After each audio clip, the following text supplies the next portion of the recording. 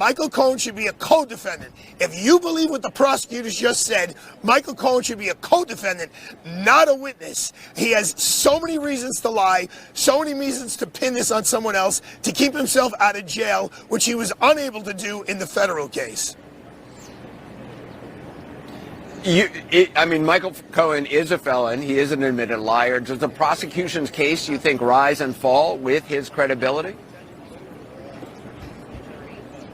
I think it has a tremendous impact. Look, there is paperwork that corroborates the people's evidence.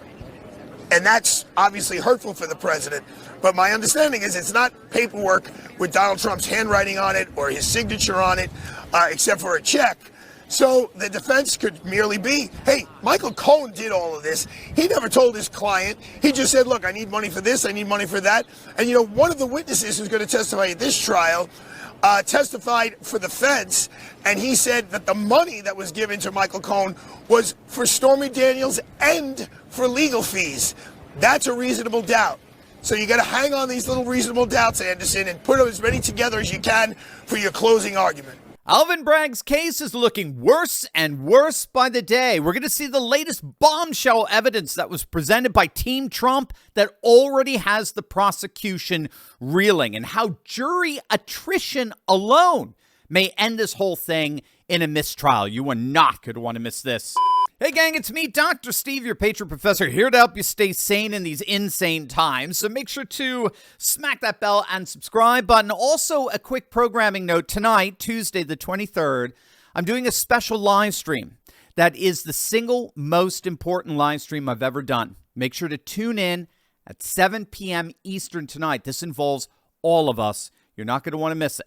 As you know, yesterday, the sham trial of the century got underway. The so-called hush money trial against President Trump began with opening arguments from both the prosecution and the defense. And my namesake, Jonathan Turley, professor of law at George Washington University, let's just say he was hardly impressed with the state's case. What is clear is in this case, Trump is right.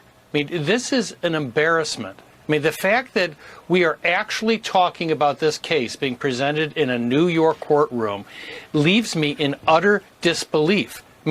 The arguments today did in fact capture all the problems here. You had this misdemeanor under state law that had run out. This is going back to related to the 2016 election. And they zapped it back into life by alleging that there was a campaign finance violation under the federal laws that doesn't exist. The Department of Justice doesn't view it this way. But on top of that, you've got these tough factual issues that were laid out well by the Trump team, saying someone else designated this as a legal expense, and he was actually paid far in excess of this because of this was a legal account. But also keep in mind, this is what Hillary Clinton's people did. Remember when they funded the Steele dossier, which they denied to reporters, they put it as a legal expense, and then they fought the eventual fine that they received from the federal government, saying, but it was a legal expense. But now you've got some of the same Democrats supporting this bizarre theory. Now, you heard Jonathan Turley yourself there. This case, in his words, is a, quote, embarrassment. He's simply gobsmacked this case is even happening. What Jonathan Turley just laid out there is so key to appreciating just how absurd this case really is. When all is said and done, this case is fundamentally a misdemeanor, a state misdemeanor, where the statute of limitations has already run out. That's going back over 7 years. This was a misdemeanor where the statute of limitations has already run out. What Trump did here, the only thing he did, and it wasn't even him, it was his organization, is they filed the $130,000 payment made to the now disgraced lawyer Michael Cohen. They filed it as a legal expense on their taxes. The Manhattan DA's office turned around and argued that this payment had nothing to do with legal services. It was hush money payment, right? So they accused the Trump organization of falsifying their business documents. But in the state of New York, falsifying business documents is nothing more than a misdemeanor. And since we're dealing with something that happened back in 2016, the statute of limitations has already run out. So this is a mere misdemeanor where the statute of limitations has run out. That's what this case is. So the only way Bragg could resurrect this thing, zap it back to life, as it were, was if he turned the whole thing into a campaign finance violation under federal law, which is a felony. And he could only do that by reinterpreting the falsified business documentation as an effort by Trump to deliberately try to cover up another crime, which in this case was the accusation that Trump paid the money in order to hide the alleged affair from his presidential campaign, which would be a campaign finance violation. But again, it's virtually impossible to prove that. It's virtually impossible to prove that the only reason Trump paid Stormy Daniels was to hide their supposed affair from his presidential campaign. They couldn't even prove that with the John Edwards case, right? The former North Carolina senator. And that was a case that was much, much stronger in terms of evidential grounds. But the reason it's so hard to prove is because the reasons for trying to pay someone off can easily go way beyond campaigns. They could be for a whole host of reasons, like Trump not wanting Melania to know. But then, as Jonathan Turley pointed out, as well as that fellow at the beginning of CNN, to add insult to injury in all of this, it wasn't even Trump who did this in the end.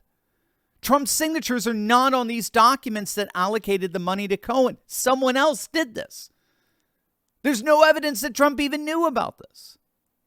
As you heard, this is absolutely devastating to the state's case, if we're dealing with a fair jury, that is. And by the way, even that's becoming an issue. Leftists are starting to get very, very nervous here. MSNBC legal analyst Danny Savalas, he was actually sounding the alarm over the problem of juror attrition. Jurors are dropping like flies, and he's concerned that that attrition could result in a mistrial. I think juror attrition could be a real problem in this case. I mean, just do the math. Last week, we lost 2 jurors before the trial even began. When you think about it, you do lose jurors during a trial. I've lost them. They fell asleep. They don't follow the judge's orders.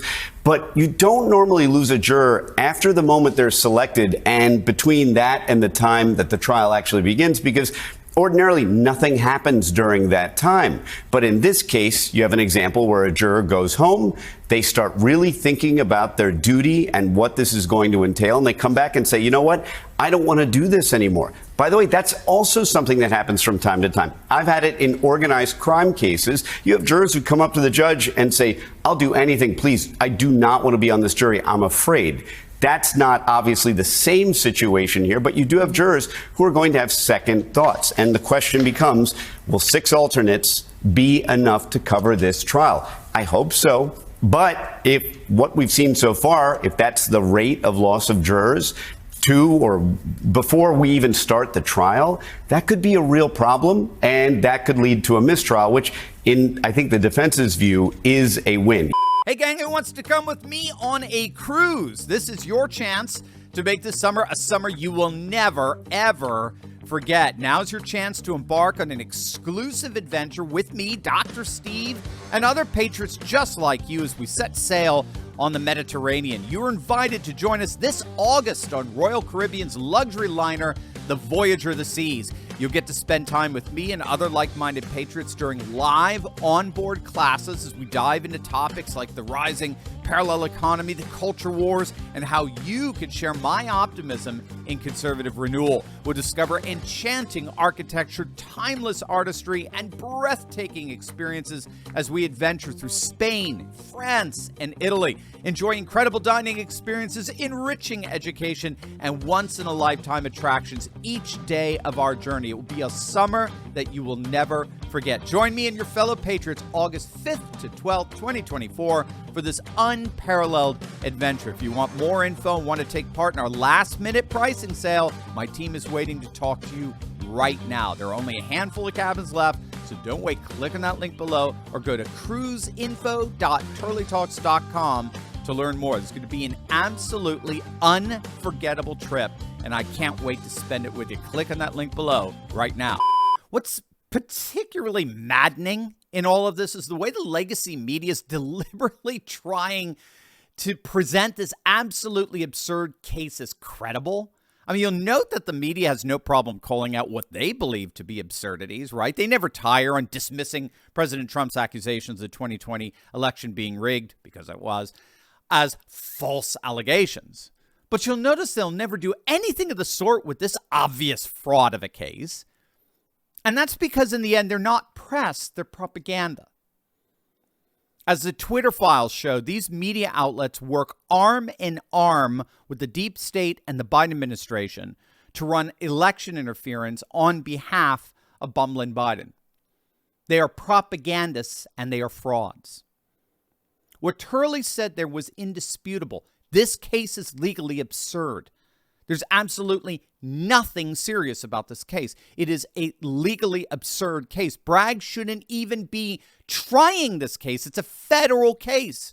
And the reason why he's trying it as a federal case with a campaign finance violation charge that makes it federal is because the statutes of limitations ran out on the state misdemeanor charge that Trump would have normally been charged with.